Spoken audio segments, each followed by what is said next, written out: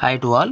ఈ వీడియోలో మనం ఏపీ పీజీసెట్ 2025కి సంబంధించి క్వాలిఫై కాకపోతే ఏం చేయాలి, క్వాలిఫై కాకపోతే యూనివర్సిటీ కానీ కాలేజ్లో కానీ సీట్ రావా అన్న దానికోసం అయితే మాట్లాడుకుందాం.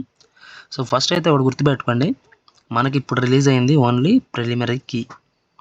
ఫైనల్ రిజల్ట్ అయితే రిలీజ్ అవ్వలేదు. ఇంకా ఫైనల్ రిజల్ట్ రిలీజ్ అయిన తర్వాత అప్పుడు కన్ఫర్మ్ చేసుకోండి క్వాలిఫై అయ్యారా లేదనేది. సో దాన్ని బట్టి మీకు అర్థమవుతుంది. క్వాలిఫై అయితే త్రూ కౌన్సిలింగ్ వెళ్ళిపోతారు, క్వాలిఫై కాకపోతే ఏం చేయాలని చెప్పని చూసుకునే దానికోసం ఇప్పుడు మాట్లాడుకుందాం. మనకి 17 యూనివర్సిటీస్ అయితే ఉన్నాయి మన ఏపీలో. ఈ ప్రతి ఒక్క యూనివర్సిటీకి సంబంధించి ఒక త్రూ కౌన్సిలింగ్ ఎన్ని సీట్స్ ఉంటాయి, అట్లాగే కౌన్సిలింగ్ కాకుండా విడిగా ఎన్ని సీట్స్ ఉంటాయి అనేది వాళ్ళకి క్లారిటీ ఉంటుంది. అట్లాగే కొన్ని సీట్స్ అనేవి సెల్ఫ్ సపోర్ట్ కిందకైతే మాత్రం తీసి పెడతారు. అంటే ఆ సెల్ఫ్ సపోర్ట్ సీట్స్ కింద కొంతమందిని అయితే మాత్రం ఆ కోర్సులో జాయిన్ చేసుకుంటారు. ఓకేనా? అంటే ప్రతి యూనివర్సిటీ కూడా సెల్ఫ్ సపోర్ట్ సీట్స్కి సంబంధించి ఒక నోటిఫికేషన్ అనేది ఇస్తుంది.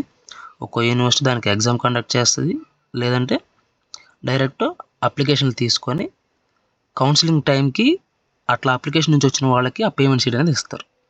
ఇది ఒక ప్రాసెస్. అట్లాగే counselling, first counselling, second counselling అయిపోయిన తర్వాత మనకి మిగిలిన సీట్స్ని క్వాలిఫై అయిన వాళ్ళకైతే ఇస్తారు. అవి క్వాలిఫై కాని వాళ్ళకి ఇవ్వరు, క్వాలిఫై అయిన వాళ్ళకైతే అది ఇస్తారు.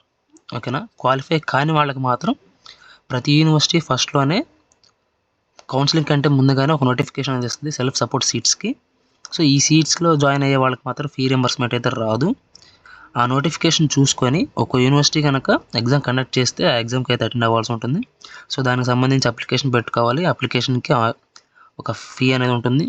సో ఇదంతా కూడా మనం డైరెక్ట్ యూనివర్సిటీకి వెళ్ళి చూసుకోవాలన్నమాట. ఓకేనా? ఇది ఎవరికంటే మేము సెట్లో క్వాలిఫై కాకపోయినా కానీ మాకు యూనివర్సిటీలో సీట్ కావాలి, మేము పర్టికులర్ కోర్స్ని ఆ యూనివర్సిటీలో చేయాలనుకుంటున్న వాళ్ళు సో దీనికైతే వెళ్ళండి.